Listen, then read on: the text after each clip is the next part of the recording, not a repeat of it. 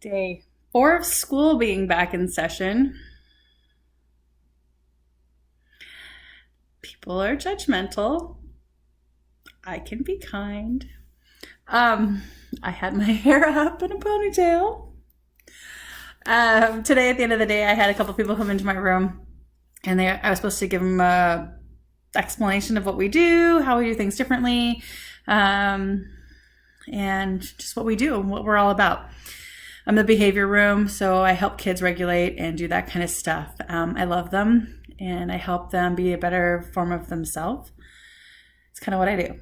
So I'm elementary. It was the middle school that came in to check it out. And I didn't catch it. I didn't see it. I didn't.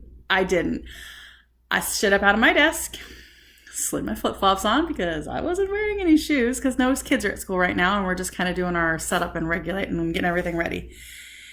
Anyways, these two ladies walked in. I guess they gave me a up and down and an eyeball to each other like, holy crap, what is this woman all about? I'm in a dress. It's about mid-thigh. And I got tattoos on my leg and on my shoulders. Anyways, and I greeted them with a smile and a friendly face. And when they walked in, they were just kind of like, my principal introduced me to them and walked out of the room and left me with them. I had them for about 20 minutes. I explained my room to them. I offered my assistance. I offered them to email, call me, ask for help if they have any suggestions or want something or advice. If they have any trouble with a kid, let me know. I can give you a tip. By the time they left, there was no judgment. But it's funny how first impressions do make a difference, and people do make those snap judgments and decisions based on you and what you look like.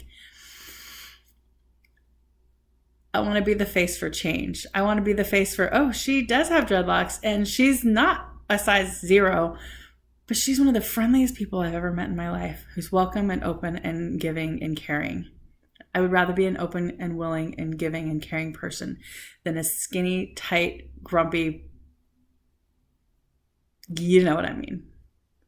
I don't want to be that person. I want to be a nice person. Everybody's all choose kind, be kind, do kind. It's like, well, instead of talking about it, how about let's be kind? Let's just be better people to each other, be better human beings. Life is rough. Everybody's dealing with their stuff. I had some stuff go down today with one of my kids, and I'm dealing with it on the phone. My girl's in my room. I've got a brand new girl. She's totally new to me. Who's been around me a little bit this summer, but she's new to the school and new to my children. My life. And Kylie goes, oh, just listen, it'll get better.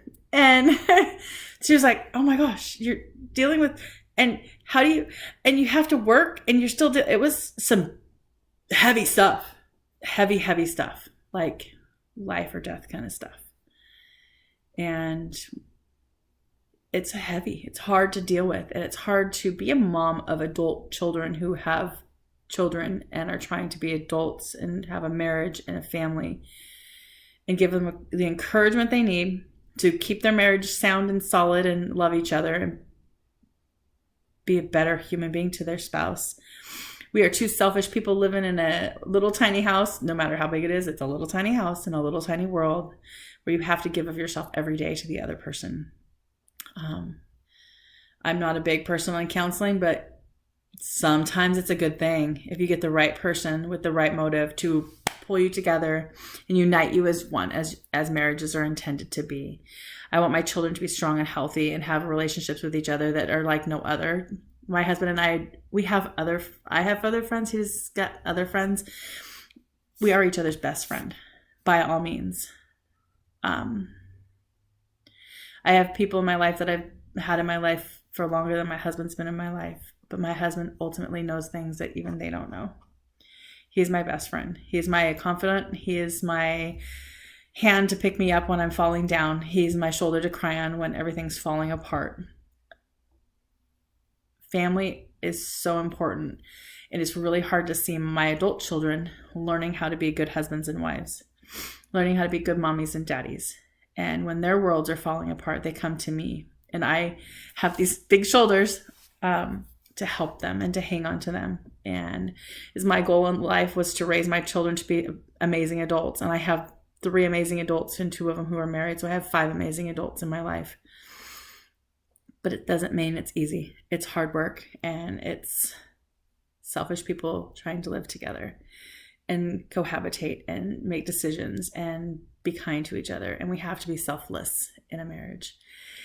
And it was neat to see my son help his wife and my daughter help her husband, and their spouses be there for them when they need them, and to just hold each other up and to lift each other up and help each other. It's encouraging, and I'm glad I can be there. Again, when my daughter calls and says that it's an emergency, call me as soon as possible, I'm going to pick up the phone and I'm going to call her back. I'm going to step out of my meeting and go call my daughter back. I love my kids. I love my husband, but I love my kids, and they are my world, and my grandbabies are my other world. I will do anything for them. It's hard to watch them struggle, but it's a good thing for them to struggle, because then they can grow and be better grown-ups, better adults, and better human beings. We all have to struggle to improve. If life was just a bed of roses and smooth sailing, we would never grow. So we go through things in life to better ourselves and make us better people, so that we can help other people be better people, and we can be the shoulder when somebody needs a shoulder. Anyways, enough of that. It was a good day today.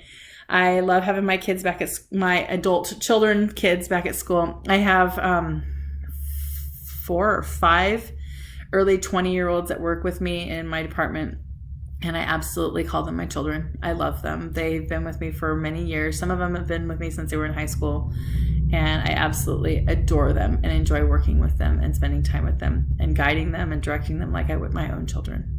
It's an honor to have young people in my life that they keep me young. They keep me going. They make me laugh. They do silly, stupid things, and I really enjoy being with them. But anyways, today's a good day. Tomorrow's a new day. Every day is a new day, a fresh start, to start over. If you hate your job and you're just miserable, first of all, find something that you love to do, and you won't work a day in your life. I love what I do. Some days I go, I don't want to go to school. But you know what? A kid doesn't ever say, I don't want to go to school. I don't want to go to school some days.